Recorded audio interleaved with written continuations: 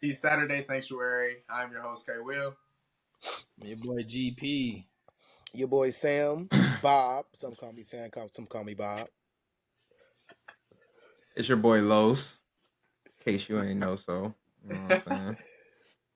All right, we're back here, of course, to make sure that you guys are knowledgeable and ready to take on another Saturday. This coming Saturday, action-packed, good conference game once again. But we are here today to recap, not necessarily to prepare you guys, more so to recap what's been going on. And of course, you already see what's going on. We're going to get right to it. Shout out to them dogs, baby. Shout out to everybody that doubted us. Like my boy Kirby said, all of y'all doubted us. Nobody chose us. We're them dogs. You feel me? So we had that. We was hunting. We came to kill. We ate what we killed. And that's how we do it. You feel me? We was having some good burgers on Sunday for dinner. Debo was on the grill. Debo was on the was on the grill. Man, I it was some Wildcats on the grill too this weekend. You know what I'm saying? We You gonna know what I'm get saying? to that. We definitely gonna get to Yeah. that. I mean, the Wolverines. We'll get to that too. Why We'll are we get to that. Come on, man. We'll get to that. But first up, of course, we have the dogs. Great win, baby. Great win by the dogs, man. Great win by the dogs. We finished them up 30-15 in their own stadium. DKR Memorial Stadium was not what they thought it was gonna be. They pouted. The refs playing like they was paid. But we came out of there on top. Like my boy Kirby said, we hunted. We are not to be hunted. We do the hunting every time. Carson Beck didn't have a great game himself. They played two QBs. Neither one of them had a better game than Carson, and nobody's playing good from the quarterback position, to be honest. But again, like, I don't know who's the original quoter of this, but you can't play quarterback on your back. And Quinn Ewers was not going to be able to have any type of good game from that. But how are y'all feeling about how Georgia came and showed up? Whether it's the offense lack of or if it was the defense, how y'all feeling? I felt like the defensive line came to play, and that would not to take away credit from the DBs, because I know I did say the DBs wasn't, you know. They aren't the elite group that we usually have, for sure. But, yeah. But you know, the DBs, they played their part. But the defensive line, they really put pressure on them QBs. Like, they made it difficult to live up there, which caused room for everything else to go wrong. So it was like the perfect storm for Georgia.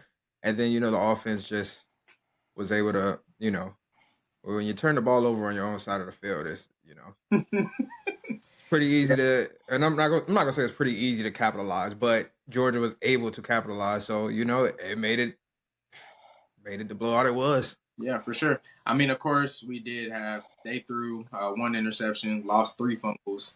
And, of course, we threw 3 ourselves. I believe we had 7 sacks on the day, if I'm not mistaken. Is that right? It was 7. 7 sacks on the day. Yeah. Of course, you know, like I was just said, it's easy to capitalize sometimes when you getting that ball where you're getting it, where we were getting it in Texas Field. I mean, we got the ball off the Texas 13 off a fumble, scored a touchdown there. Texas 28 got a field goal. And then we did it off the Texas 34, got another touchdown. And then again, towards the end of the game to seal it, we got it off the Texas 30 off a fumble. Get that field goal and we got up out of there. But, I mean, Bob, I'll ask you this. Does that not make Georgia even scarier, considering they did that defense playing that way and Carson played absolutely terrible? It wasn't like Carson played average and the defense played great. He played absolutely terrible. The defense played absolutely great. But if we get that in the middle, I think that's more than 30 points. Yeah, that's kind of scary because, I mean, Carson did play bad. He still has yet to show me he's elite. That's another conversation. But he played bad. I mean, I did say last week going into it, Texas secondary is elite, though. So, I mean, we can factor that into play. Like, coming into the game, they were only averaging like 126 yards a game. So, I mean, they are a good secondary. But y'all defense was back looking like y'all was like, what, 2-3 years ago. I mean, I also said last week, y'all got to generate turnovers, and like y'all did what y'all needed to do. Y'all was getting sacks, but Texas also needs to look at their O line, because that's scary. So I mean, it's supposed to be some elite O-line. It's supposed to be some elite first round. You said last week who was elite? Texas is secondary. Oh! I thought you said. I thought It came right after the Carson Beck thing. I thought you said Carson Beck was elite. I was about to say, No. Lord. Yeah, Carson. I still have Carson. yet to see that he's elite because I heard Don't wait on it, fool. It ain't gonna happen. yeah, He ain't gonna show you. I heard it, but I haven't seen it. Yeah, absolutely. But at the end of the day, we did what we need to be done. GP, I just want to ask you, how are we feeling about the DBs, though? I know we talk a lot in our own Georgia group message. Of course, for our friends, we have our group message for the pod, but we do have a separate group message for them dogs. I talk a lot of crap about Dalen Everett. A lot. A lot. Too much, bruh. If he were to see the things I was saying, I think his dad might have to try to put hands on me. But he showed up. I mean, I have to say he showed up, especially on that pick. It was beautiful. I'm not sure if that was, whether it was Schumann drawing it up, which I'm sure it was, but he played it perfectly, played like he was in man, dropped back in zone, came back down and got the pick. It was textbook beautiful. He played to the coaching for sure. I was pretty impressed with the DB play. Definitely was more of a bounce back game from Dalen. I kind of been telling you, he's not as bad as you want to think him to be, but I understand. I think we're used to having at least one guy on one side of the field being way more locked down, so you can be like, all right, that half of the field is at least covered, and it's usually the other guy is getting cooked. This year, unfortunately, it's like both of them getting picked on, honestly. Yeah. We can feel like that. I think this was the first game. Julio has not been perfect, but this is the first game we've seen him literally get picked on. Like I've been screaming at Dalen. He got caught. He gave up a deep pass. Got shook on the sideline. That's elementary. You got the sideline there for a reason. Use it as a defender. Push them that way. You got shook on the sideline. I don't know how that happens. Again, I'm not a D1 athlete, so I'm not coming for you. But at the end of the day, hey, that's just unacceptable. And then, he made up for it a couple. He did what he did. I think he could have had a better game, but at the end of the day, Dalen showed up for sure. I love it. Yeah. Dan Jackson showed up. It was targeting, but I hate to see it. But I think everybody pretty much showed up. I really, really was surprised by Daniel Aguero. And for those that are familiar with Georgia football, that was number 8 out there, straight out of Georgia himself. So love a DSGB showing up in that red and white, but that surprised me because he was getting picked on last week with Mississippi State. So it was very surprising for him to actually show up the way he did and take over a spot that's been held down by Javon Bullard for so long, and seeing him be so elite at that position for a long time. We've been missing him, but I like that. But we'll move on here to the quarterback situation. We can talk about the lack of eliteness on the field all around. You can make the excuse of being hurt, but if you're out on, I need to see you do what you do. Carson, I will say he played terrible, but I actually take it from terrible to bad. The interceptions were ridiculous. 2 were his fault. One wasn't his fault. 2 was his fault. 1 wasn't his fault. So I low-key want to say, if I had to give him 1 to 10, I want to give him a 5 just because the way the wide receivers was dropping the ball I couldn't even really. I give him a 6. Because the drop, we started the game off Dylan Bell right across the middle, you dropping the ball. But how do you feel about it, GP? The drops were unacceptable, in my opinion. I think they need to take the bye week to figure that out, really just Carson and him. I will say the first pick was bad. I want to think that the first pick was probably the worst one because he threw that into a double. He just threw it. He kind of threw it into a double, but at the same time, Andrew Makuba also left his zone as well because there was nobody coming through his zone at the time, and he was just let me go get this. And I think Urasek was running a DB decision or something. Yeah, and he's just let me get this. And he made a great play on the ball, honestly, picking it with one hand.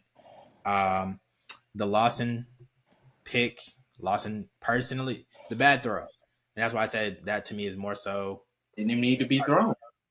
Yeah, it's he threw it high, but Lawson had hands on it. Well, yeah, I'm sorry. Not thrown. It didn't need to be thrown. It made 0 sense. The test was open. He won. He won on that battle. He won on that route. He won on that one. Throw it to the chest. Yeah, if he throws it in his chest, we're not having this conversation. But it's a completion or drop, depending. But Lawson, I trust. But it's a completion for keeping it pushing. Yeah. He should have thrown. I would blame that one more so on Carson. The first 2 on Carson The third one, which people aren't gonna believe, I actually want to blame that one more on Arian because I looked at the throw and I was just like, it didn't even look like Arian finished his route, and the ball just hits Jade Barron right in his hands. Yeah, absolutely. And I think that if Arian finishes his route better or breaks it off quicker, that's a catch or at least a pass breakup. And we're not having this conversation where that turns into the whole thing of like, all right, was it DPI or not, or what was going on? Yeah. And we'll get into that first. We'll get into that. But Bob, you said you'll give him a 6 on the day. What makes you give him a lug? Right. You know, we be talking. I be saying I'm an NFL guy too, so I'm gonna make that comparison. He kind of pulled a Pat Mahomes that game. So he played bad, terrible, like it was bad. He couldn't push the ball downfield. He didn't look comfortable. Those interceptions, like we said, were bad interceptions. But when it mattered the most, at the end of the game, he made the plays that had to be made. I remember when Texas was on their little comeback, and it became a one possession game. That's like, right. It was like third and long. I don't remember what it was, but third and long game. He made a play, first down. He got that. The next play, I think y'all did like a little reverse. He got it. Flickered through to the tight end. Granted, he was open, but still like. Yeah, it was 30. It was 3rd and 10. He threw the Arian for 21, right across. Yep. So when he had to make the plays, he made the plays. So I mean, it's like I said, similar like how Pat Mahomes did this past weekend. So like he got you in position to win the game when it mattered. But like overall, if Texas had an own line, it would have looked different. Because if we want to flip the quarterback talk on the other side, I still think that they didn't really, other than the first half when Quinn looked shell shocked. When he came back and regrouped, it wasn't that bad. But a lot of that shell shocking was also due to the O line. So I'm not going to sit here and like blame Texas's quarterbacks for all their issues because for one, they only ran the ball for 29 yards on 27 attempts. Like that's not going to help open up the pass game. So like down. I can't. And then 7 sacks. Like what quarterback can do with 29 rushing yards and 7 sacks? I can't blame it 100% on the quarterback. But they're going to fix that O line. It is what it is. Below, you give him on 1 to 10. Carson. I'm giving who? Carson. I'm gonna give him like a 6. I'm gonna give him a 6 or 7. I'm not a Carson hater. I'm just a Carson realist. I don't think he's an elite quarterback, but Carson did his job, and that's what he's there to do. That's right. Can't knock him for doing his job. He threw the ball. He did what he was supposed to do. He made the completions. He put it accurately where it was supposed to be. And yeah, I give him like a 6 or 7. But curious question, QB wise, y'all think they should have left Arch in the game? I mean, it didn't matter. I feel like if you weren't gonna keep him in the game, you shouldn't have put him in the game to begin with. I don't think it mattered. I think he pulled him to regroup Quinn. Like, hey Quinn, like because he pulled him. If you notice, he pulled him towards halftime, so he could like pull him. Really did. I don't think it mattered. Yeah, it was the same. I don't think it mattered, but I do think if there was a potential spark, which you kind of saw temporarily, where he like runs for a first down or whatever, but then like literally the next 2 plays, and then before that half, and then like right before halftime, it's a sack fumble. I think Damon Wilson comes in and causes a sack fumble that Jalen Walker recovered. So it was like, I'm gonna be honest, it really just didn't matter who was the quarterback. That O line. But the O line suffered a lot of pressure. We put a lot of different. We got pressure with 3. We got pressure with 4, 5, and 6. Nasty word. And some of it was simulated pressure too. Yeah. As well, like there was some. This one was crazy. You talking about they did a blitz? You said what? You talking about a 3-man front into a 0 blitz? I promise to God, that was like one of the craziest things I've ever seen. Scary. I'm not playing. I'm looking. And the pass rush package on that was insane because like we literally had like 4 of our best pass rushers on the field. Finally, crazy. Which is something we've been begging for. But to like Texas is playing. I don't think that and the reason I say this, right? Like, this kind of goes back to how I felt like when they played Oklahoma and he wasn't playing well. You can't pull. I would have gone with Quinn because Quinn's a big game QB. He plays better, ironically, in big games. Arch just isn't there yet. He just doesn't have the experience yet. I don't think that you'd use Arch as like a breaking case of emergency right now type of quarterback. So if he had provided that spark and he wins that game, all right, cool. Like, y'all go home with a W and y'all regroup and see, does he need to start moving forward or not? But you can't like start him in those type of situations, because if he's mid and you already know you're having struggling issues with Quinn, you have no one to turn to. And that's when it gets really ugly. It's tough. It's tough though, because like we've seen this situation plenty times before when somebody gets sat down for a freshman, because we wasn't gonna say that when Tua came in the game. Like, we wasn't gonna say that when Caleb came in the game. So like it look good. If it don't work, it's like. I mean, I think in those cases it was a lot different, because when they made great that first.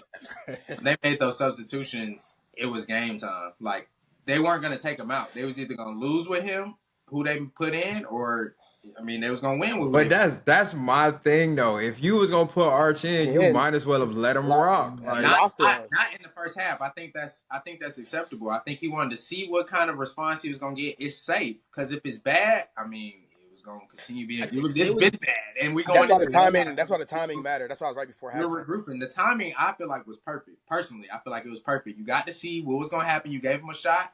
Like the tweet said, I love to give the good man, the young man, great credit.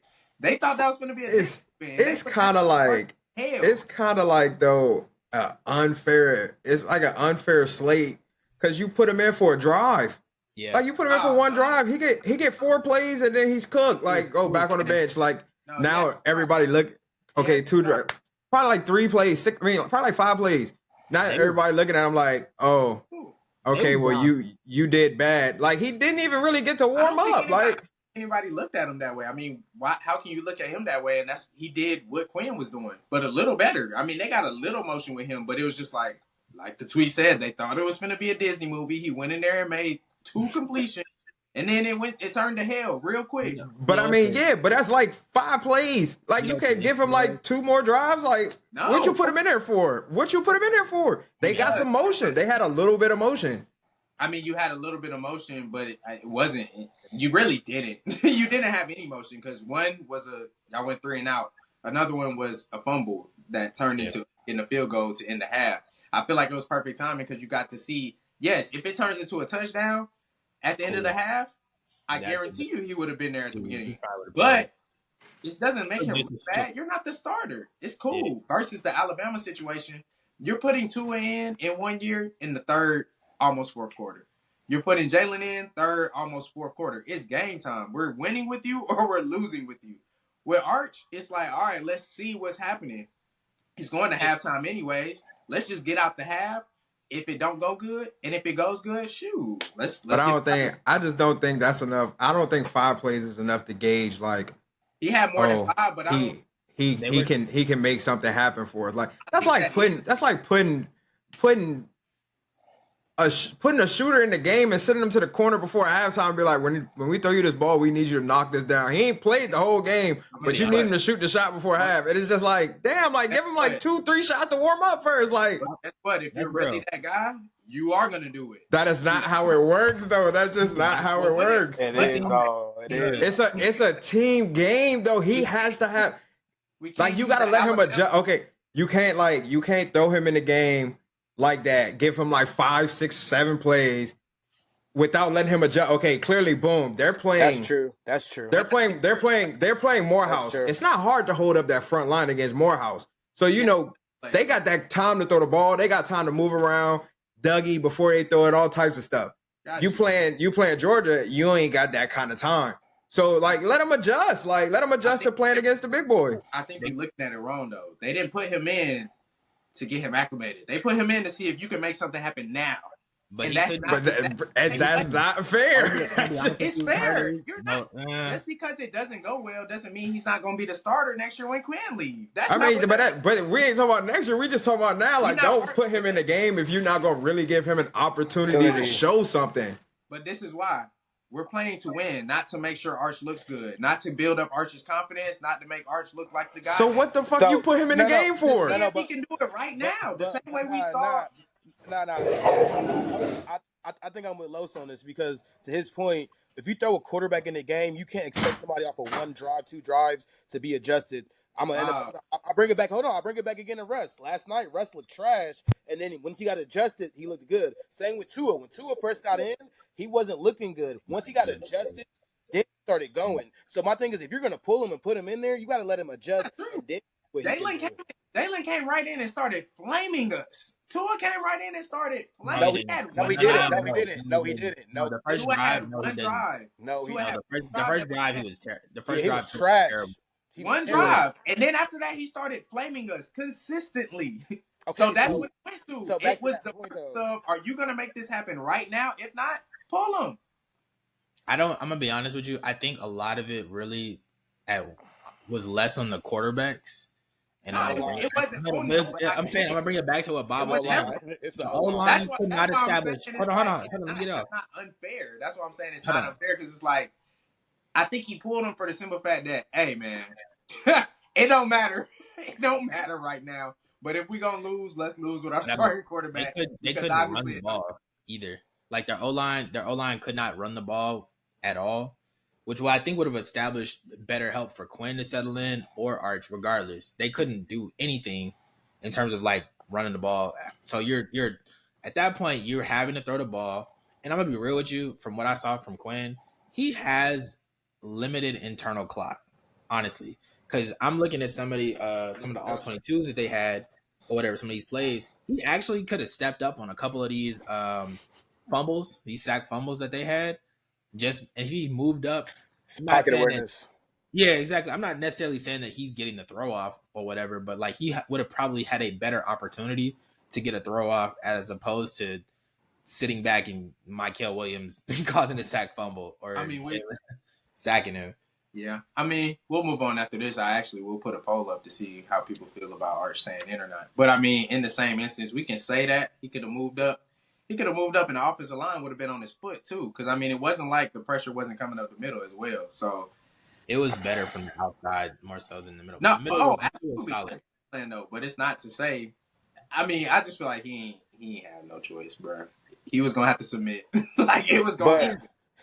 But you can't expect the quarterback to, first of all, do anything without a run game, and then come in fresh off the bench without a run game. But I think that because Arch is more of an athlete, and I mean, he did make a good run. I just think it really just didn't matter for real. I think they could have maybe left him in, but at the same time, I think what you're risking by leaving him in also is you leave him in and it don't go well. Now we got to rebuild this confidence of Arch that we got to build up already from the last 3 games. Now I think they weighed the positive and the negatives there.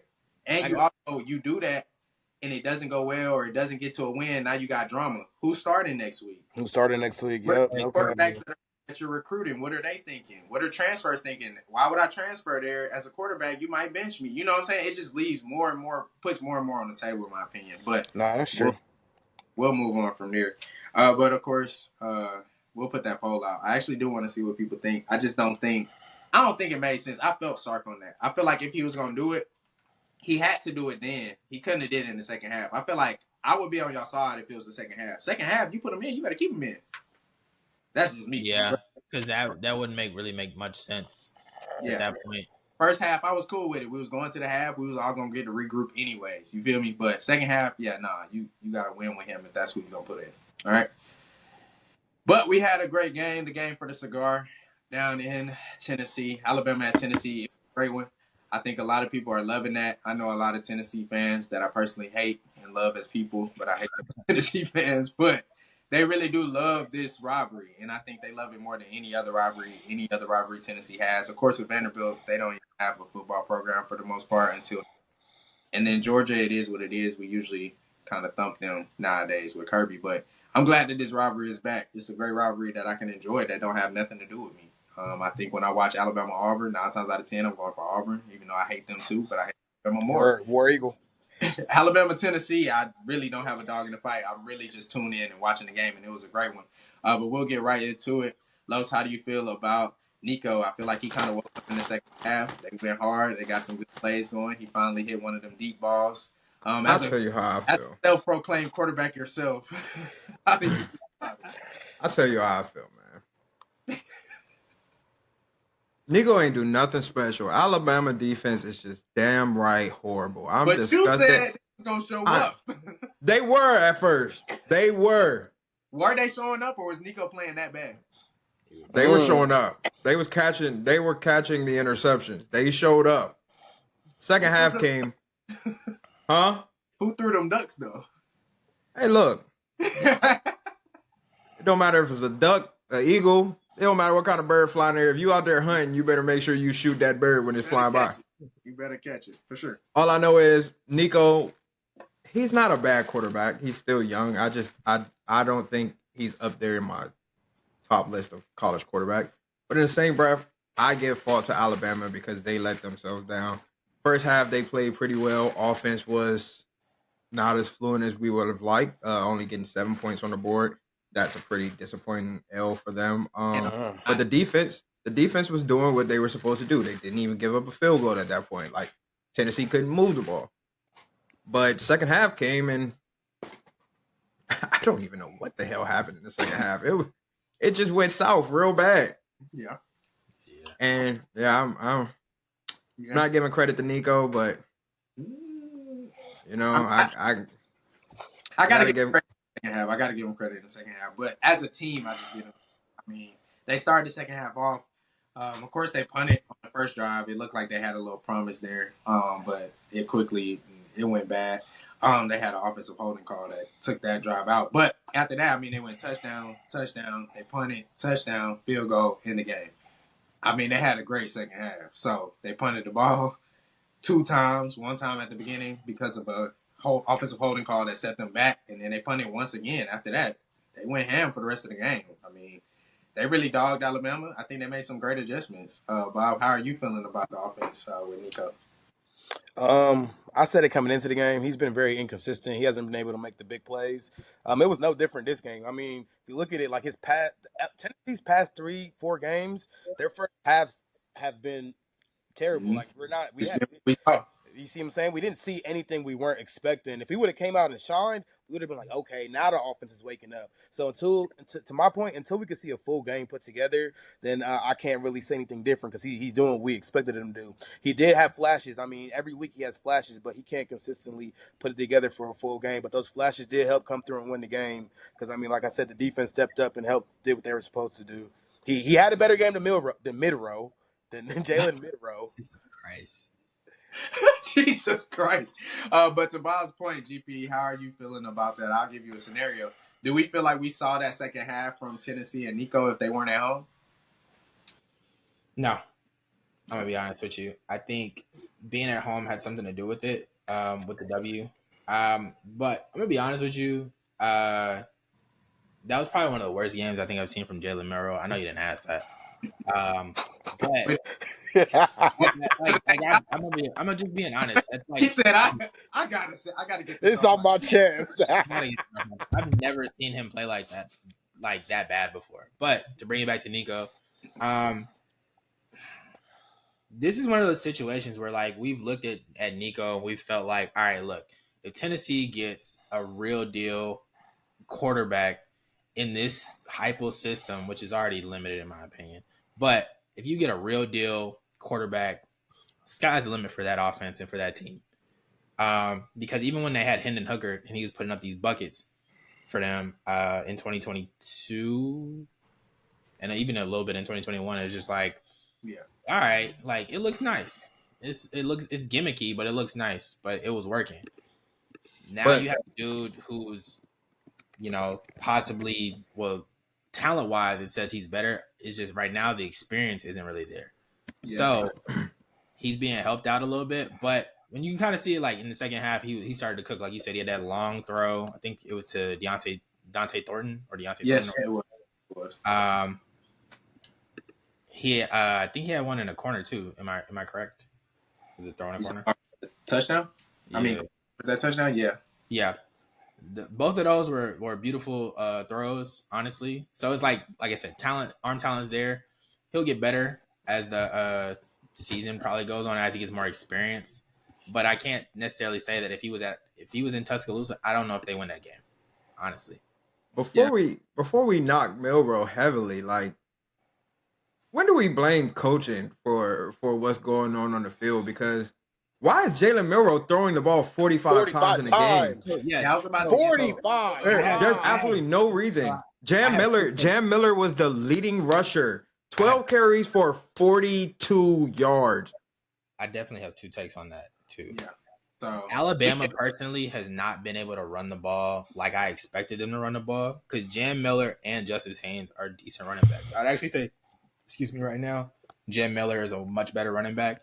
But the unfortunate part is they're really treating Jalen Milrow like a running back, and I think that's causing him to. I'm not saying he's hurt or anything, but I think that is more cause for concern. And to y'all's point, he shouldn't be throwing the ball 40 times. I don't even want Carson Beck throwing the ball 40 times at all. Like, that's just.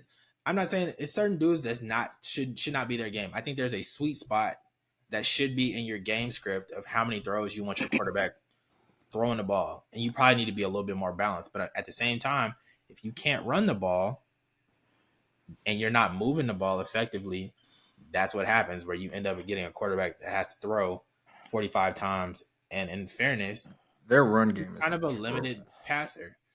And I think also the one thing I found funny, I think Ryan Williams had like 20 targets that game too.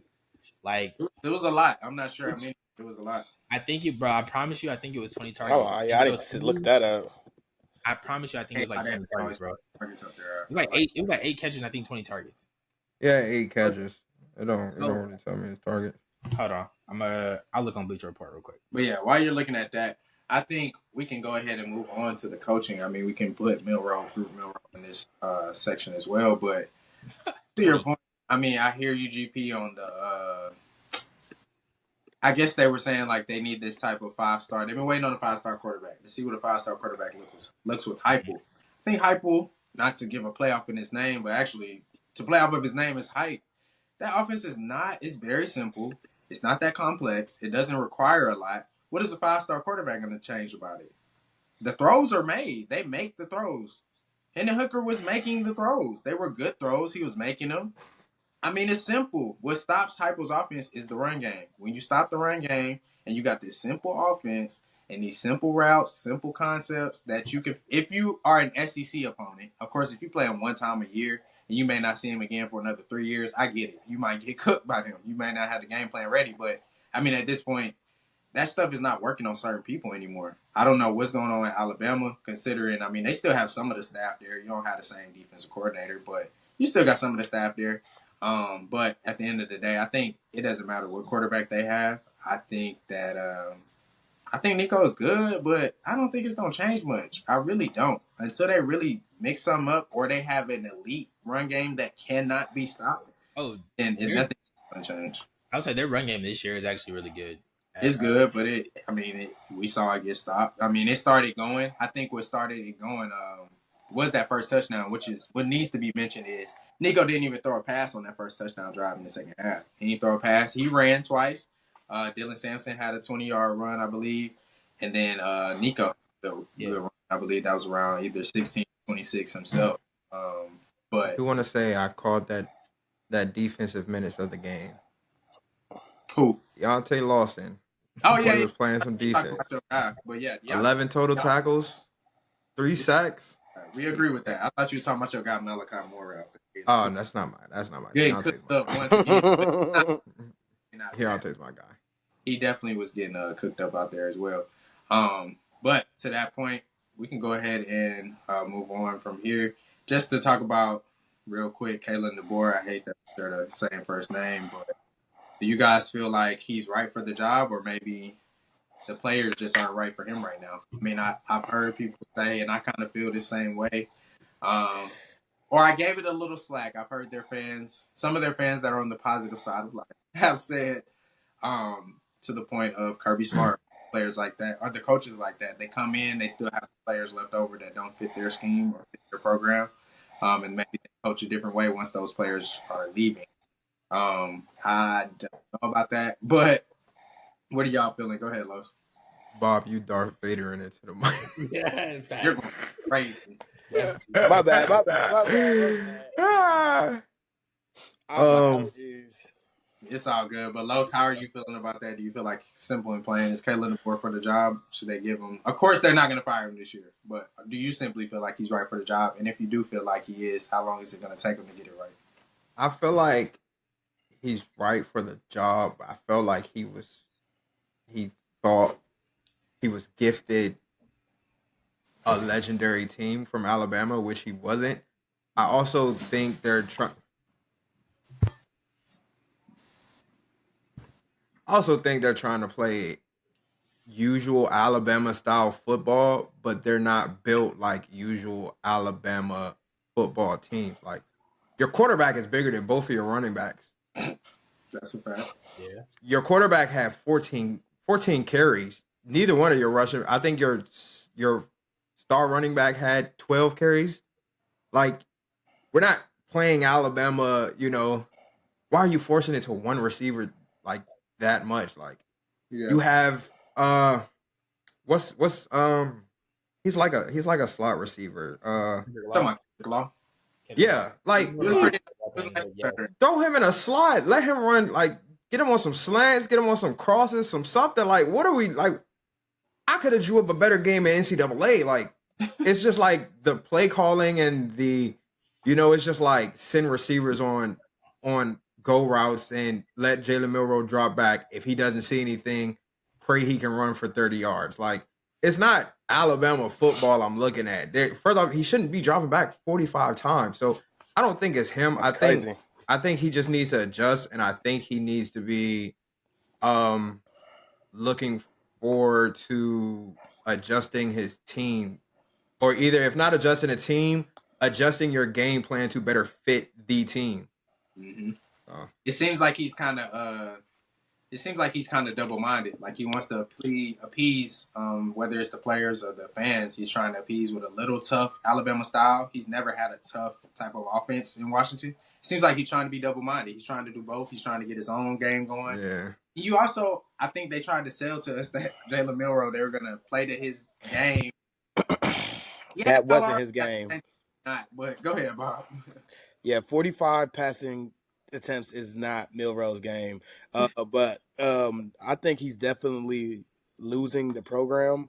I think both, because one, he's not living up to that winning culture. One, it comes down to discipline too. Like let's look at it. They have 15 penalties. You think a Nick Saban team's going to have 15 penalties in the game that they need to win? I will say to that point, we've seen it. I think it's different, but we've seen it. And then I think we blame it on him though this time. But the one thing about Nick Saban is I've seen Nick Saban as much as you wouldn't expect it, or even from Joe Paterno. Like when it gets to a point, it gets to a point. Like I've watched them flip out on a player. I haven't seen Deboer do that yet. Like he is Mr. And it's just like you need to get in a like. Nick Saban wasn't going for it. I've seen like all the clips and the videos of Nick Saban at practice. He wasn't going like, to Bob's point. Nick Saban wasn't going for this kind of stuff. He's just like, like I said, it's deeper than that. Because we can even go back to that Vanderbilt game. Like Nick Saban wouldn't be going for no player crashing out on the field like that. He's not going for that. And then I don't know if there was I think on fourth down there was like a fourth and manageable play where got a penalty. Come on, bro, that's not going on a Saban team. Like it's just a little. And then did you see did y'all see that play on the fourth and one where they did the basketball? He didn't get it, but like they come on, bro. Like that's not no. It comes down to culture, discipline, and all that stuff. I mean, I think he's losing the team that way. He could tighten that up and still, because he still had a good team, good roster. It's not like his roster is bad. He's still recruiting was still amazing. So I mean, they're still recruiting really good right now. Yeah. They gotta take the names out them jerseys for. Hey, that has nothing to do with it. I'm gonna be honest with you. I think he's fine, but I understand I think the fans and the media are gonna panic because of who he came after. Like, I don't think people realize Deboer hasn't lost very much. And even while he's been here, yes, he's lost to Heupel and yes, he lost to Vanderbilt, but he also beat Georgia and Kirby Smart, which granted that may be more of a Georgia. Kirby Smart has an Alabama problem more than anything, but he did go toe to toe and he did beat him, and he was dragging us at one point and put up 30 points at halftime. So I'm gonna be honest, he is fine. I think the issue though is, to y'all's points, there is definitely a culture divide. And I think, funny as it is, Jalen Milroe even spoke to this at some point when he was being interviewed at like earlier in the season. And it was like a practice. Jalen throws like a dime in the corner and he walks back to the next play. Very Nick Saban-esque, not being too high, not being too low. He's just next play mentality. But it was a dime for a touchdown. So Kalen looks at him allegedly and goes like, "You ain't excited?" And he's just like, "What you mean?" He was just like, "You just threw a dime. Like, we can celebrate that." And Jalen was kind of just like, "I'm not used to that. I'm used to just moving forward, to the next thing." So I'm not saying that like he is as lax, because we don't know what happens in practice. He could be more fiery. He does not really appear to be that on the sidelines. And I'm not necessarily saying that like all teams need that, but the the funniest thing to me from a just as an observer, there's actually been cracks in the Alabama program, in my personal opinion, the last couple of years, even when Nick Saban was there, in my opinion. I don't think people realize they ain't won a championship since 2020. For real. So Yeah. even while having beaten Georgia at this point 3 times, you beat him. I mean, COVID was a thing, and his wife was sick. He was focused. Oh, he wasn't 100%. I'm not gonna excuse it, but I do think Nick Saban wasn't Nick Saban anymore at that point. I think he was on the, I'm backing off a little bit. I strongly disagree. Regardless of all that, it is different. I think if Kalen Deboer is more of a fun coach, I mean he's 49 years old. He's on the younger end. I think Kirby got in a lot of people's asses, but Kirby was definitely a more fun coach than Mark Richt. But at the same time, he was more of a disciplinarian than Mark Richt as well. But let's work on the Saban though. Yeah, if that's Kalen's tempo, if that's his personality, he at the end of the day, Alabama should want him to be him. That's who y'all hired. Y'all hired him. Y'all didn't hire a Nick Saban replacement. Y'all hired Kalen Deboer. So is he right for the job? I think he's as right as they allow him to be. I think I would like to see him get his own players in. I don't think he's not recruiting a quarterback like Jalen Miller. He's not. No, I think that's number one. He's not recruiting him right now. He's going to recruit somebody that fits his system more, and not somebody he has to but change his system to appease or to make look better or to fit that person better. So I ain't gonna lie, I think Alabama finna be ass. Yeah, I think they're going to be ass. I just think not ass, but they're on a decline for sure. I think the decline is going to be like. I think the fans are causing more pressure. The fans and the media are going to cause more pressure than as expected. Like, yes, this comes with the territory, but again, it also comes from who you came behind. I think they're now Alabama's, in my personal opinion, is used to walking into a game and feeling like, all right, we got this shit. But now you've lost to Vanderbilt and you lost to Tennessee. Granted, like again, this is where I said there's cracks in the Bama program, in my opinion. They've lost to Tennessee 2 times out of the last 3 times now. Yeah, Tennessee's a little better now, though. So I think a lot of that also has to do with the playing field being leveled out with now, though. Because I mean, teams are getting better at the same time. And wrap up, the ultimate fact is Nick Saban's not normal, dog. Everybody wants to win. He's one of one. They want these head coaches to come in and start winning automatically.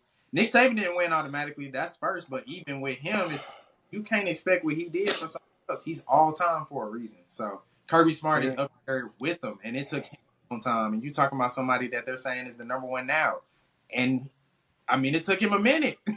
So it's like expect from these head coaches. I think it's just people are expecting way too much, especially in that case. And I get it, but Alabama needs to remember how ass they were before Nick Saban. Please remember that. Hey, coming from a Michigan fan, they need to understand It takes You gonna regress when you come up. So yeah. But moving on to another team that has a lot of history, I think their fans were humble for long enough. I think they're enjoying the time they have. Miami went out to Louisville, played a tough game. That defense did not show up, plain and simple. But Heisman candidate Cam Ward, he did his thing. You also have Restrepo, record-breaking game, beat Michael Irvin's record while he was on the sideline. So if I'm mistaken, I don't know if he beat it, but I know he's up there. He definitely got up to number 3 all-time with receptions. But we'll see. He's definitely going to break that record if he didn't already. But how are we feeling about Cam after that and the team as a whole? No disrespect to Louisville, but I don't really have much to talk about with Louisville. They're kind of out of the ACC race at this point. But I told y'all Louisville was not that. I told y'all they was not that. Cam Ward was going to come do it. Jose Reposado, he came and did what he was supposed to do. Hey, his name was Restrepo, but you might as well call him Reposado because that boy's sneaky and deadly. Because he gonna sneak up on you, and next thing you know, it's a 50-yard bomb. Like, hey, he's secure. He has some great secure hands. I look forward to seeing how he does in the NFL. To be honest, that's one of them players I haven't felt outside of players on my own team, or there's not a player I felt that way about outside of the SEC in a minute that I want to see. And what team he goes to and how he does it. I see like I don't know, these comparisons may be all over the place, but like I see like Wes Welker. Yeah, I was just about to say Edelman, Amon-Ra St. Brown, and like a slot merchant. Kind of like Ricky Pearsall a little bit when I be looking at him, I'll be like, spotted him in there. No, you're not. No. We're not disrespecting Ricky. Ricky didn't get drafted for no reason. He's a dog. We're not disrespecting Ricky. He just got drafted. We didn't even see what he did. He got drafted for a reason. He got drafted for a reason. Yeah, you sound like the NBA draft announcer. They be like, yeah, he's the next Jalen Green. Hey, look, he was doing what he was doing with Graham Mertz, bro. Come on now. For sure. He's nice. I mean, security blanket at the finest. I believe that. But that's what I see when I see Restrepo. He makes plays even at the height that he is and his size. Like, I'm not gonna say he going up for 50-50 balls, but like if he's in a 50-50 situation, he's gonna make the play over that defender for sure. Like, I wouldn't lob a ball up to him, but like if you put it in a position where both of these guys can go make a play, like they got to run to get to it. Yeah, Restrepo's getting to that ball before that other guy, and he's gonna make that play for sure. Like, yeah, so that's just kind of what I see. Like, yeah, for sure. I think he reminds me just on the Georgia end a little bit of how Carson and Stetson themselves looked at Ladd. That's what you're looking to, or Brock. That third down, that's what you're looking for. You're looking for safety blanket. Yeah, you're looking for your safety blanket. So I like the Wes Welker, Julian Edelman, and all of those guys. I think that's a great comparison. I mean, we only can see what happens, but yeah, go ahead, Bob. Cam Ward is Cam Ward. I mean, that man is Superman right now. He carrying that team on his back because I mean, he damn near doing what Cam Newton had to do. I mean, he carrying that team on his back. Damn, it's hard for me not to think that, man. But because that defense is atrocious. Let's talk about it, man.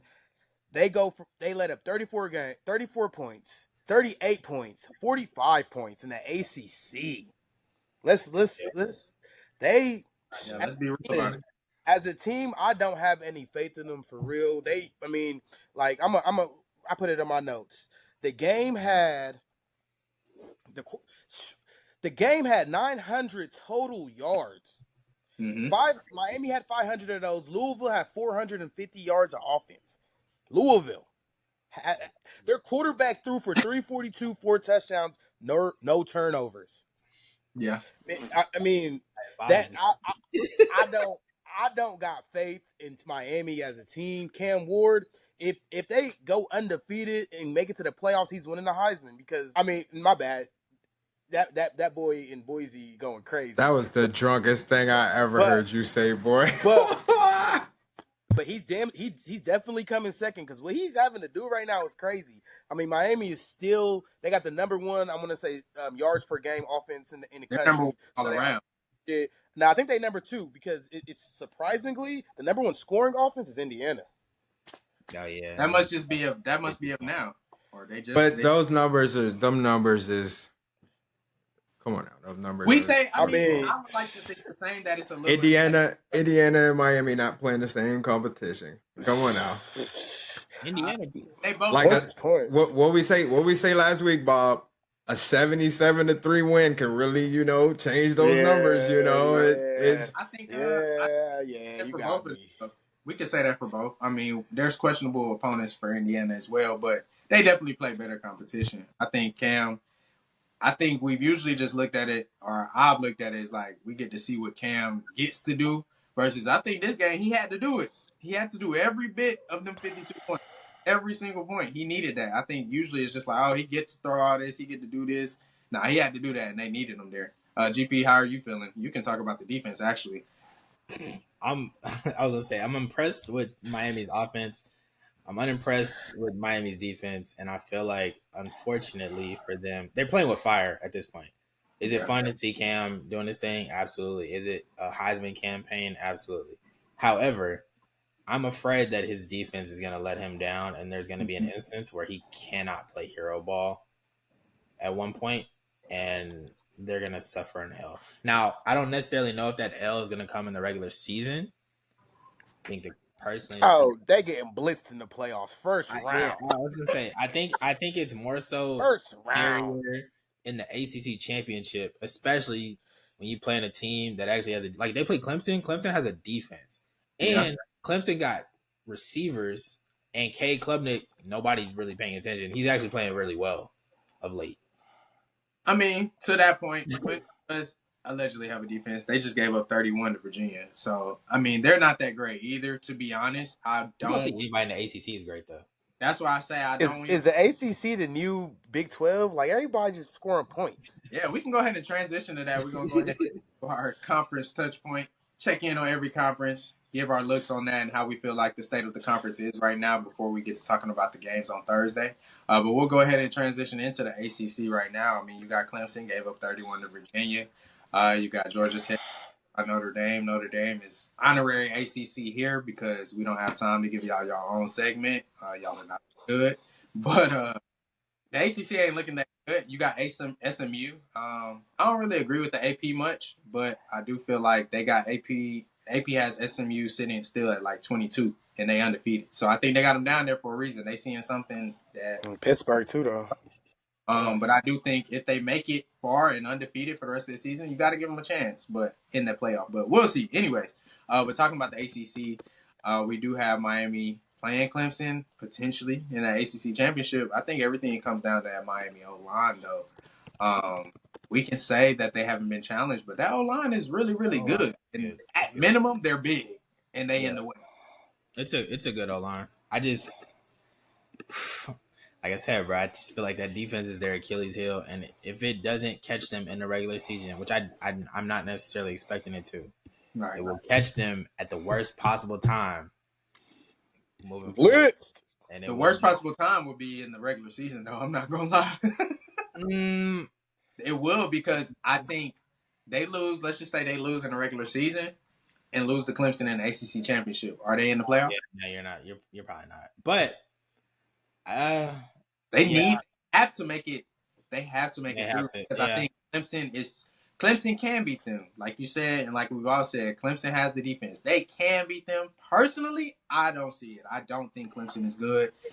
Klubnik been playing better. Better is still trash for him. He's not good. So I don't see them beating Miami at all. They have to win this regular season so that just in case it's a good day for Clemson and Dabo, you still can get into the playoff. Can I ask you this though? Mm-hmm. Do you have to be a good quarterback to put up numbers against Miami? No, but I'm saying Klubnik does things on his own. Because Cal is on. I'm gonna be honest. Do you have to be a good defense to stop Klubnik? No. This year? No, you don't. But I think Miami stopped? I think if you're not being a good quarterback putting up numbers against Miami, the rest of your team has to play out of their fucking mind. Yes. Like Miami plays bad defense, but they're not that ass. Those receivers and those running backs are doing their damn job out there when these other teams are putting these numbers up.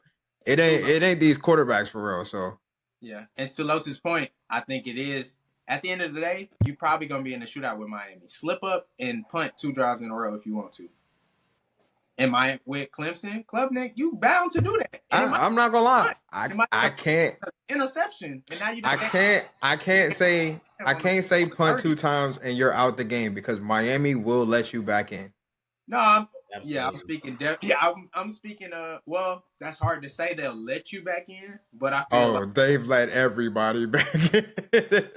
I don't think 'cause, it's like I just don't feel like they've ever really. Nah. They- If you really think about it, they've been haven't- down double digits in 2 they're games. behind. Go ahead. I'm sorry. yeah, they've been behind, No, but when they've been ahead, most of the time they start giving up points late in the game. They haven't really. Now, I mean, I'm gonna look, but I don't really feel like they've ever really been 3 touchdowns up and let people back in. It's usually they're behind. Or I don't know about 3 touchdowns, but they were up enough against Louisville. Louisville came back for sure. I mean, it was They were up a good amount against Louisville. No, they Nah, that was down. They won by 7, and they won the first quarter by 3 points. They won the second quarter by 4 points, and the rest of the game they both scored 14 each quarter. They're never really up like that. Yeah, I'm about to say Miami was down double digits at a point in the game. I want to say At Cal, right? Yeah, I'm gonna say that was down 10 points. He's talking about Louisville. He's talking about Louisville, I think. Nah, not with Louisville.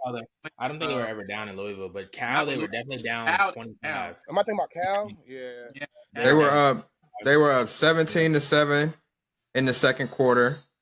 They let Louisville score again. They went up 24-14. They end up giving up a field goal at the end of the half. Third quarter starts. They go up 31-17. They end up giving up a touchdown. They end up giving up a kickoff return instantly. Like, I mean, it's going back and forth. It's never that they're really pulled away, and then I guess what I'm saying is it's never a time.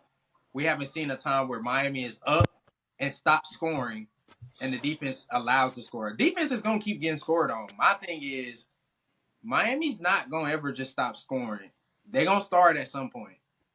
But what happens when they start? Are you gonna start paying Klubnik? Are you gonna keep?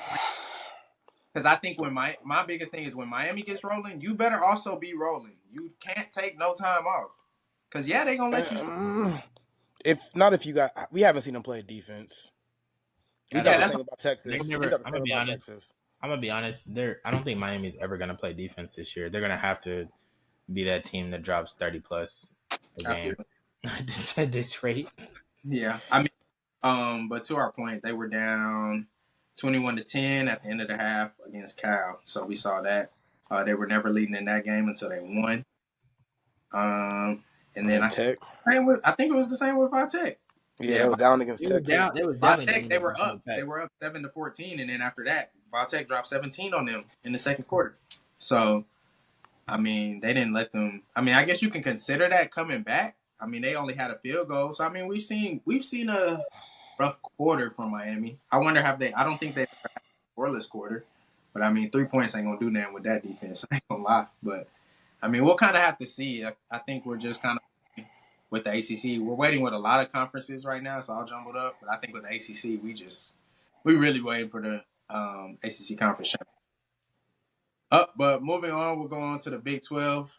And talk about them. First and foremost, shout out to the black man, Deion Sanders. Colorado is definitely going to get them a bowl game this year. Them boys are at 5 wins right now. They definitely going to make it to 6. But outside of them, because they're kind of on the outside looking in right now, they don't control their own destiny when it comes to the Big 12 championship play. But how are we feeling about the Big 12 right now? We had BYU. They were in a scare last week. Iowa State was in a scare last week as well. How are we feeling? I know Los has nothing good to say about BYU. I'm not upset about BYU. They won my part. Well, they didn't win it. They covered. They covered the teaser. They came back to cover the teaser, and I was pretty impressed with what's his name? Ian Isaac? I don't know. Little Zach Wilson. I was impressed with his play. Right. And I mean, just defensively, they gotta hold it together. I don't like conferences like this because I feel like defense is just like a non-existent thing. It's just who's gonna not score first, and then that's just how that goes. But I think BYU's doing pretty well. I think they're offensively one of the better teams in the Mm-hmm. country. Um, they're not like top 5 or anything. Don't get me wrong, but top 15. I throw them in top 15 offenses in the country. Um, they're just explosive. They're fast. They're those receivers. They're not really guardable, honestly. It all just depends on the quarterback getting it there or not. So, I think they play pretty good. But they didn't play pretty good defensively, but offensive they did their thing. So, That's that's real. expected though. And Bob, we have Iowa State in second. I mean, they're still undefeated in the conference as well. But how are we feeling about Iowa State? I mean, they potentially could have took a little L on Saturday to UCF. I'm gonna start a new saying. I'm gonna call teams like this participation trophy teams because these are teams that they probably gonna look good. Record gonna be good. Might win their little conference. When they get to the playoffs, they get in blitz. But, with it being a 12-team playoff, seeding does matter. So I mean, for instance, we were just talking about Miami. If one of these teams catch Miami slipping, you never know what could happen. But they're a participation trophy team.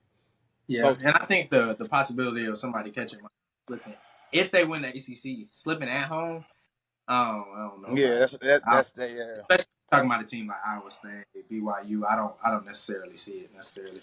But who is your sleeper in the Big 12?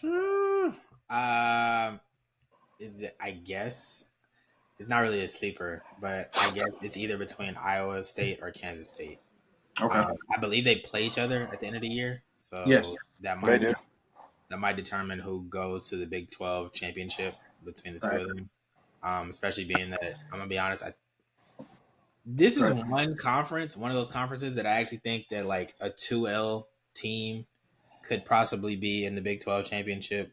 Really depends, I guess, on if BYU or if Iowa State lose Yeah. actually this year. But because I'm not, it's just like there's nothing in my heart that really says y'all are both finished the year undefeated. Like there really isn't It's anything. I'm definitely not gonna gonna lie. definitely gonna be a fun. Iowa State is not it to me. Yeah. The, I the agree. only Because that game against UCF was disgusting, and UCF is trash. I don't care what nobody say. Everybody thought that offense was gonna be good. UCF is trash. the That only is not good football to watch. I'm gonna be honest with you. They got to get a run game. The only impressive part about Iowa State, and it really, I think it comes down to like who they played. They've given up the least amount of points in the Big 12. I think they only have given up like 101 points. That's real. Like, I think the offense. the I whole don't. 35 of them went to UCF. Yeah. I don't think the offenses are as fluid as usual in the Big 12. Excuse me. I think it's just they're all about offense. I don't think it's the. I don't think it means the same. Like when you're telling me Iowa State is giving up the least amount of points, it don't mean the same as it used to. Like Big 12, they airing the ball out. They really focus on offense. A defense that's holding those guys to those low points. You playing the Texas, Oklahoma. Yeah, I mean it means a lot. I feel like now it don't mean that much. They're not that talented for real. They let UCF get 35, and they didn't. I think their quarterback, he definitely ain't throw for 100, but they ran the ball a lot, and that's just not acceptable. But we'll see what happens with the Big 12, of course. Like you were saying, it'll all be figured out. I don't know about 2 losses, but Iowa State plays Texas Tech.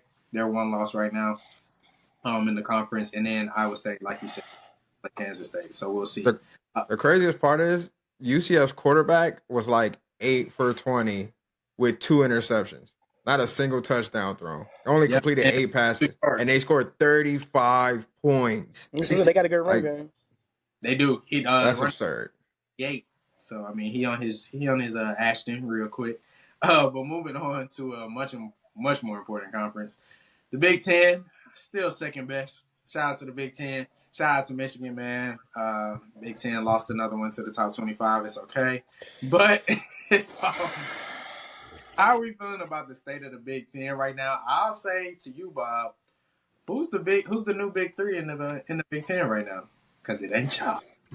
Big 3. Yeah, unfortunately, I mean, when you lose a lot of talent to the NFL and you lose your head coach, championship head coach, you're going to take a downfall. You can't look at LSU when they won, but the new Big 3 in the Big 10. I mean, of course you're going to put Oregon because undefeated. Then you're gonna have to put Ohio State. Mm-hmm. You got Ohio State in there. The third one is a toss up though, because I'm Indiana is very intriguing right now. Like, I'm not even gonna lie to you, because y'all know how I feel about Penn State. Y'all know how I feel about Penn State.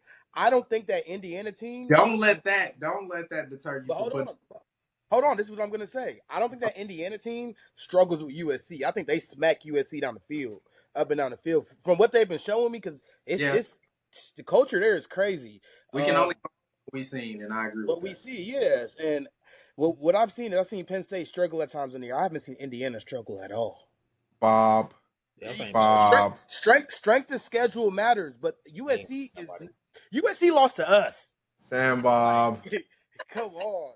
We made a bad read this weekend. We made a bad read with Nebraska. That's all it was. Let's not get carried a fucking way here, bro. Nebraska's a good team, though. We're not comparing them to Penn State.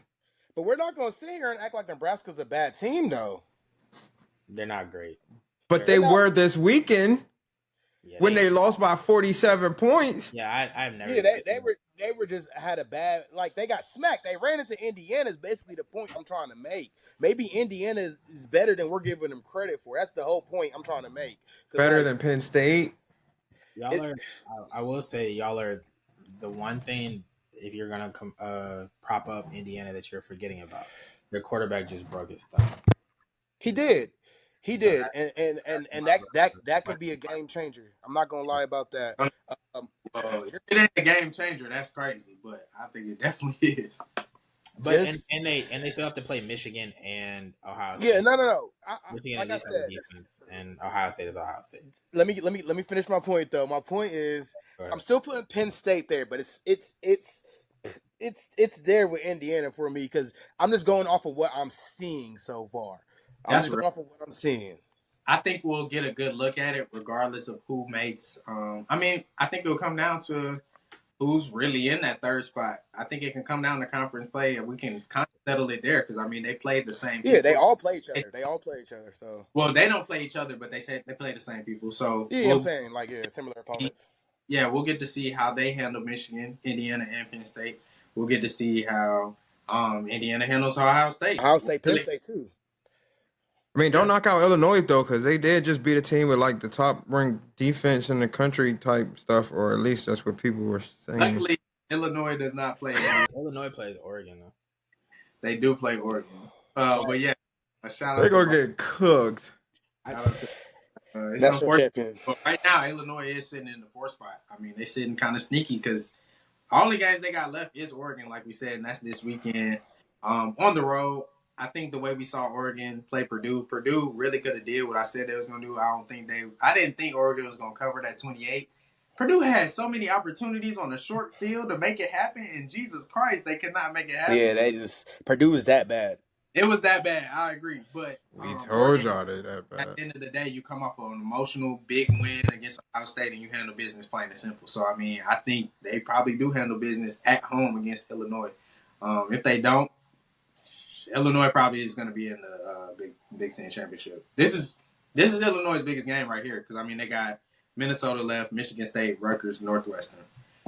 They beat Oregon, which is going to be extremely hard, and I don't see it. I was about to say. If they do it, I'm just saying they're going to play this like it's already the Big Ten championship. This is their. It's too many trap games on that schedule. Of course, but I think they don't even have. Well, I mean, it depends on the coaching. I'll say trap games. That's on the coach. That's on the coaching staff. You remember last week when we were talking about SEC teams making the bowl games? You think all of? Oh, okay. I'm sorry. Hold on, we're still in the Big Ten. No, not that. I'm talking about. I was talking about the Big Ten. Do you think certain Big Ten teams don't make a bowl game possibly?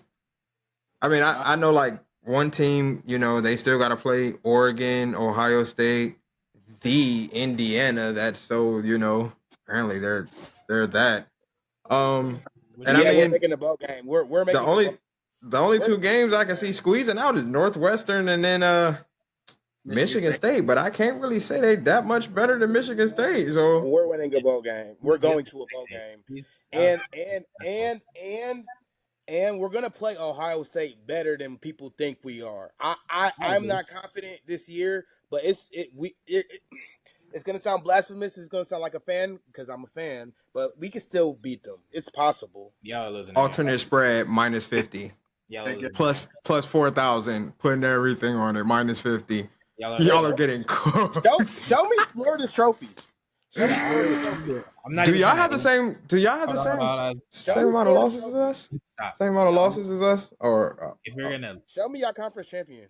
if you're gonna look that far ahead, the only way that y'all win that game, truth, like hand to God, is you keep the ball away from them and cause turnovers. You got to run the ball. You got to play defense. That's literally. I don't understand how y'all are able to just solely run the ball and just be stubborn. I'm not. Our O line isn't as good as it was in the past. Previous years, yeah. Okay. We literally, like I said, we literally lost our whole to the NFL. They all got. Yeah. No, I'm hip. I just feel like they've looked good in spurts. I'll say that they've gotten blown up. Yeah. I think that. Yeah, I kind of answered my own question. Our problem literally is our quarterback. Like, I mean, if you can't, like you said earlier, JJ McCarthy was able to bail us out of some plays. We don't got a quarterback that could. Hey, we need you to make a play right here. We don't got a quarterback that could do that. So, and when the team knows that all you can do is turn around and hand that, I mean, it's over with. So y'all cycled through like what 3 quarterbacks so far this year? 3 already. Yeah. Yeah, that's not good. I mean, it's probably that time to bring in Jaden Davis. We'll see though. Promise you, it might. I hope so. I mean, he got what's the rest rule? 4 games. Yes. Yeah. However, I would play in the last 4 games of the season. You might as well just see what you got. I think y'all are tweaking, and this conference is only between 3 teams right now. Yeah, we tweak. Thank you, and I'm gonna be real. It's between Ohio State, Oregon, and Penn State. And the reason I say that, is yes, I'm being disrespectful to Indiana, but Indiana still has to play Ohio State. They're not gonna win that game. I'm sorry, they're just not. I mean, what makes you feel like they can't win it, but Penn State can? You just said today that Ohio. I mean, we'll make our picks later. Sorry for this, but I mean, you already said that Penn State losing that game to Ohio State. So what's the difference between them? What's the difference? They probably are gonna lose that game, but Indiana's ass. Penn State's a better team than Indiana, and Indiana hasn't played anybody for real with a pulse. Who has Penn State played? Who has Penn State played? They played USC. It's bad. I'm gonna be honest. As a person that just watched USC this past weekend live, USC is more of an issue with coaching and a lack of defense than they are not having an offense. They can still put up points. They beat the team that beat y'all. They beat the team that beat y'all, Bob. They can still put up points. We beat USC. As did Penn State. And they beat y'all. But that's what I'm saying. No, they beat Illinois, and Illinois beat y'all. Penn State is, and I'll be honest with you, also, we gotta chill with the trade. You know what I'm saying? I don't really. I'm not the biggest believer in transitive property, but Penn State does have Ohio State at home. I think they can win that game. Ohio State plays in. I think they play Indiana at home. I can't remember where that game is actually. Wait, who? I think Ohio State plays Indiana at home, but I'm not certain. Yes, they. Mm-hmm. Yeah, they're at home. Ohio State's at home. I'm a bit, and then Oregon still plays somebody who I'm. Basically, what I'm trying to say is the super hard games are out the way right now. What? The super hard game, like Oregon does still have Michigan left, so that's something that like. Come on, for. Because no, I just think Michigan still has a defense. We're still not that. Come on, for.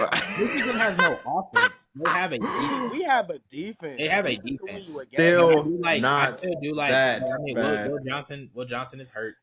But I still like. Good. Okay, y'all going off the deep end. I still think Oregon is, like I said, this is between 3 teams. Like real talk. We're trying to beat around the bush. The main game to really pay attention to is whenever Ohio State plays Penn State, because whichever one of them teams wins, they're playing Oregon. Whichever one of them teams wins, they're playing Oregon in the Big Ten championship. And it's college football, bro. I mean, yes. It's college football. I'll be honest with you. I think we're downplaying it. I think Indiana is. I mean, at the end of the day, the game has to be played. We can say they ass, but they've been putting up points. And Man, they've been smacking You everybody. were we can giving. say all that. I, At the end of the day, I love Kurt Signetti. I just don't see where his team, as a complete team, matches up to Oregon.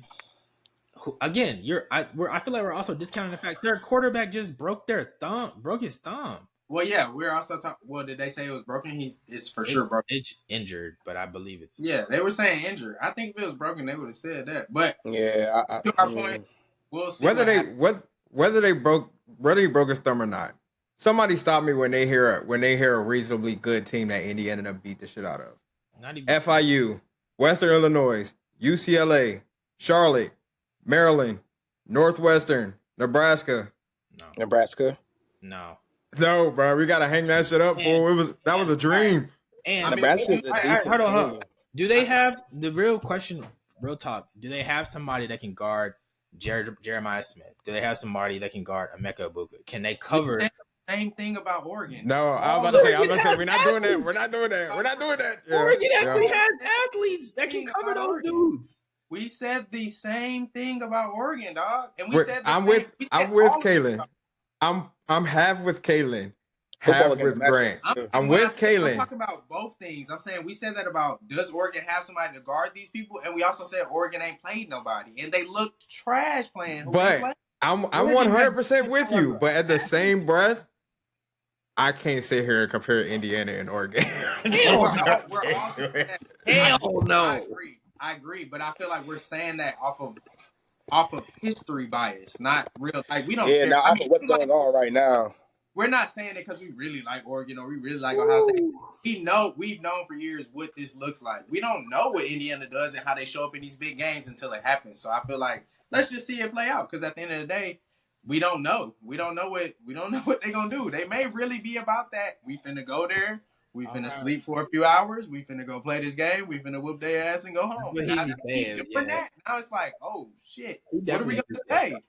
We got to give him a chance. I give him a chance if the quarterback is good. If he's healthy, I give him a chance at Ohio State. So and they got some weeks to get that together. They got at least they got a month. They got a month to get that together. We're so lucky Evan not on here, but I'd take Ohio State by at least 2 touchdowns. Hey, I'm not making a pick because if I make a pick, it don't matter who's better between Indiana and Penn State. They both losing, so it don't matter.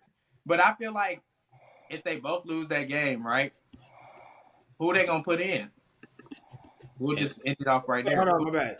If both Penn State and Indiana lose to Ohio State, it's Oregon.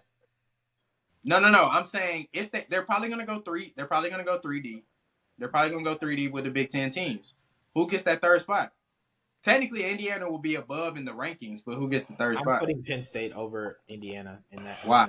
Because they would have only played Ohio State as like a real viable opponent. I think Penn State would have only played Ohio State. They beat Penn State would have played Ohio State. They would have beaten a ranked Michigan at the time. I mean, a ranked USC at the time as well. You can't at the time. See, it don't matter. That's the thing. It's a real. Oh my God! You got to take that.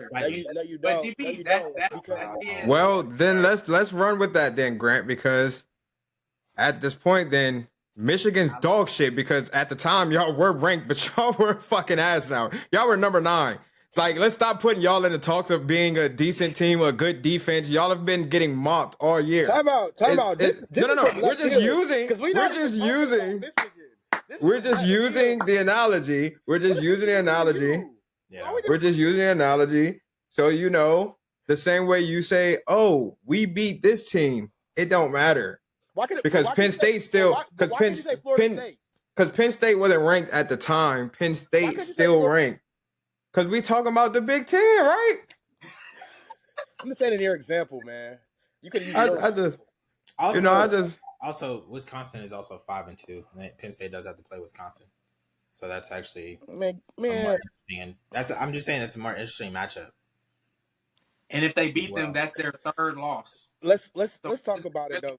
About Wisconsin, I think we give these teams too much credit sometimes versus teams that played nobody. Like, okay, y'all both ain't played nobody. But at this point, you're just basically saying that the Big Ten, like people have been saying for years about the SEC, is just top heavy, which it is. That's I'm really agreeing. and that's really That's true, and they're not That's playing any of those top teams. yeah. And I was gonna say, and That's that's what really don't been really matter. It's the not big issue injury. because what I've looked at with the SEC, everybody in the SEC now has one loss, but the SEC has more meat in the middle of it than the Big Ten Hey, does. No, I mean it's just honest. There's more strength in the middle of the SEC. Hey, than it yo, Okay, guys, let's be fair here. yo, get your man. Oh God. Anyway, but in the Big Ten, traditionally it's either been Ohio State, Michigan. It's been a toss up. It's either been Ohio State, Michigan, or Penn State that wins that joint. Now you got Oregon in the mix. Penn State has never won a Big Ten. Yes, they have. Not lately. Yes, not lately. But I'm just saying the only teams they lose to are Ohio State or Michigan.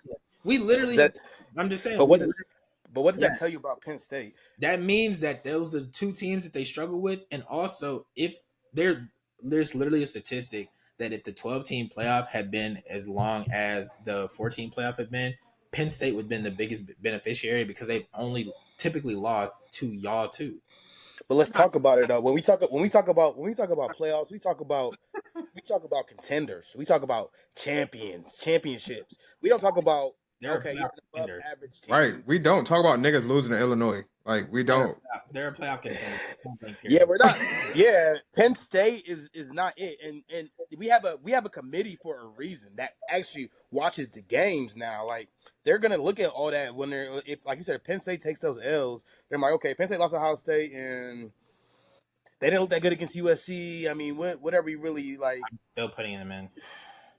If they lose one, I'm not trying to be funny. If they lose one game to Ohio State and can't get in to the Big Ten championship, they're still going to get in because they're going to have one loss with the loss to Ohio State, who's either the Big Ten champion or the Big Ten runner up. You still put that team into a 12-team playoff. Are you saying? Wait, what was the scenario of Indiana also has one loss against Ohio State? No. He was just saying who's the top. If they have three teams in the Big Ten, if three teams in the Big Ten get in the playoff, what's the third team that gets in? Yeah, they both Penn State. I think It's we Penn just State. This isn't a Florida State quarterback injured type situation. Penn State is obviously the better team. They're getting in, and that's why I said I don't foresee. I don't know why y'all are kidding yourselves. Y'all trying to be nice with Indiana. No, I'm not trying to be nice. I'm not trying to be nice. I'm just going off of what I've seen so far. I mean, at the end of the day, let me ask a question. Let me ask a serious question. How can you say, and we can move on actually after this. How can you say that Penn State hasn't played anybody, but then in the same vein say that Indiana has? Indiana has played worse. I didn't say that. I didn't say that. Confusion is nobody said that. We believe nobody. They both haven't played really anybody. I would say Penn Ohio State has played people with more pulses than Indiana has. For sure. For sure. That's not even. I don't think that's even debatable. We're saying. I could also say. I can also say Penn State beat the ranked team in Illinois, who we've been propping up. Beat Michigan. Who beat Michigan? Say it. You was about to say it. We only talking about them. Let's be real. If we didn't have a Michigan fan on the show, would we have discussed that today? No, because nobody cares. Nobody.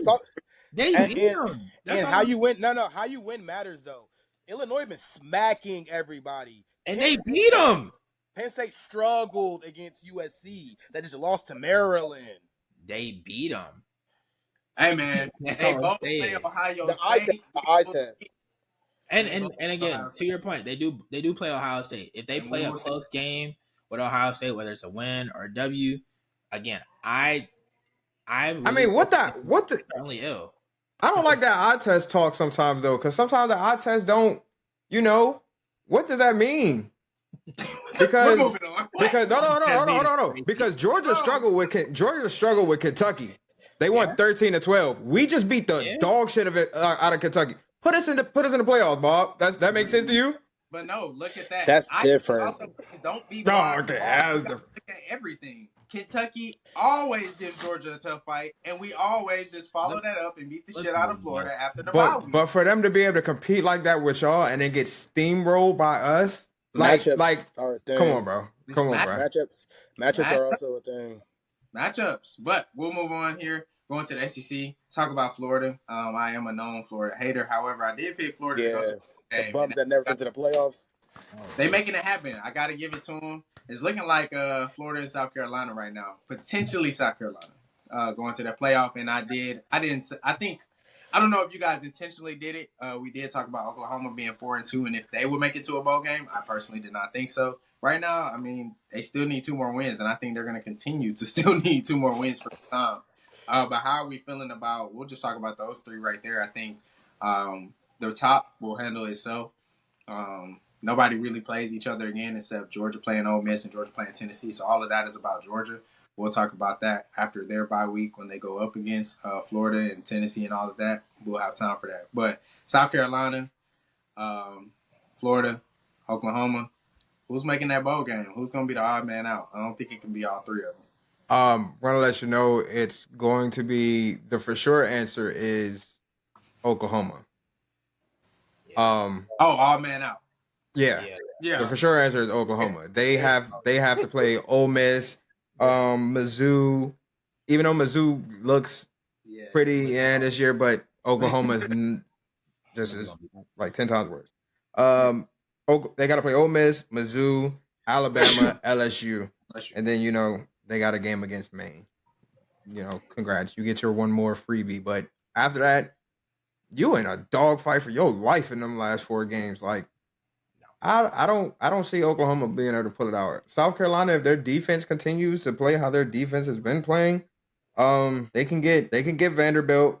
They're gonna get Wofford for sure. But Mizzou will be a toss up if the defense plays how that defense is played. I can't necessarily automatically give them that game, but I'm gonna get that to South Carolina, not even because I'm gonna have to give it to the coach. I don't think he's gonna lose to Mizzou. I will say, I've been propping up Clemson, but that South Carolina Clemson game will be a lot closer than people think, simply due to the fact that South Carolina got some real dogs on that defensive line that can. Plain and simple. They are talented. They can cause hell. I hate it, but sometimes you aren't what your record says on both ends. You aren't as good. I mean, y'all are feeling like Indiana's not as good as their record says. I think South Carolina's the talent damn sure is not as bad as the record says. The record's not bad, but they're definitely way more talented than 4-3. They're a shitty call away. They also got cheated out of the LSU game, but we don't have to go back. And then end of the day, they could have beat. They could have beat Bama, and they should have beat LSU. So and Oklahoma has Bama left, so Oklahoma could easily be the odd man. Yeah. And who cares about any of these teams when you telling me that all Florida got to do is beat Georgia, Texas, LSU, Ole Miss, and Florida State, and we 9-3? Like, come on now, like what? Come on, bro. I don't see how Florida is gonna go ahead and beat Florida State. That's all they got to do. Yeah, that's all I care about. I don't care about nothing else. We just can't lose to Florida State. That just can't happen. Y'all are gonna beat LSU or Ole Miss. I mean, I think it's a perfect storm, especially with how y'all be playing. Y'all gonna play them at home. Everybody hyping LSU up right now. Florida gonna fuck around and smack them. I don't think it's gonna be. They're not gonna beat them by 2 touchdowns, 3 touchdowns. But I'm calling it ahead. I just got Florida. I might be, but I just got them beating LSU or Ole Miss. It's one or the other. Somebody's gonna get caught by Florida. I think LSU struggles. I think LSU struggles a lot. And where's that game at? It's in the swamp. Woo! And I just think I just want to say, appreciate Graham Merch for all he's done. Shout out to you. Hope you have a good rest of your life. Hope you have a good rest of your life. But DJ Lagway, the future. You know how excited I was when Jaden Daniels became the Commanders quarterback and we seen them first couple games. That's how I feel like seeing DJ Lagway get put in the game to actually play, actually run the offense, and not just go out there to see what he can do. Like, no, put him in that game, let him actually play. He's out there looking good. That boy look good. So we'll see. I mean, I got Florida. Definitely going to the bowl game. I got South Carolina going to the bowl game. I think they're gonna beat Mizzou. I got them beat Mizzou. I don't know about Vanderbilt. Vanderbilt needs to worry about going ahead and put Texas in the dirt where Oklahoma's at. Give them through welcome to the SEC. It'll be sad if Oklahoma comes in first year and they only have 1 win in the SEC. Very possible right now. They ain't It's got very no possible. offense. It's just they ain't got no offense, bro. I know that I mean, I just know that they came into the league thinking that it was crazy. Like, obviously their homers were thinking they were going to win the SEC, but like I think they were drunk. they thought 9 wins. They thought eight or 9 wins was where was their sweet spot, which I would have said yes to at the beginning of the season. But it's ugly now. Like, you have no quarterback. I thought they were drunk. I think You they're have no drunk. quarterback. I think they're drunk. But we'll see. Right now, I got Florida. Bob, you're the only person that didn't say who you got. I think you're trying to think about it. We'll end on this note. I was looking at schedules. I mean, it's easy, y'all. It's Oklahoma. I mean, I ain't really gonna say much more than what y'all said. I mean, they just don't got an offense. I mean, they clearly can't hang in the SEC. South Carolina is going to win at least 2 games. I mean, I think they're going to win their last 2 games against, I think, like Wofford and Clemson. I think they could beat Clemson because, like you're saying, they're better than their schedule says. So I think they could beat Clemson. And then Florida, I'll give it to Florida too. Like he said, they're probably going to get a lucky win over Ole Miss or something. But it could get real spooky though. It could get real spooky. So that's all I'm saying. Because at the end of the day, Langway is still a young quarterback that could mess up in a big time moment. Because these are still ranked high profile teams. Yeah, we'll see. I think luckily he has that LSU and that home. I think that's what really gets him right. So we'll see. But on that note, we'll go ahead and end this recap episode. We'll see you guys coming up this Thursday. Some good picks. Now what the world? Some good picks on the way. Some good talk. Y'all won't have to hear about them dogs. But since it's our bye week, and since we had the best win of this season, we're going out on this note, baby.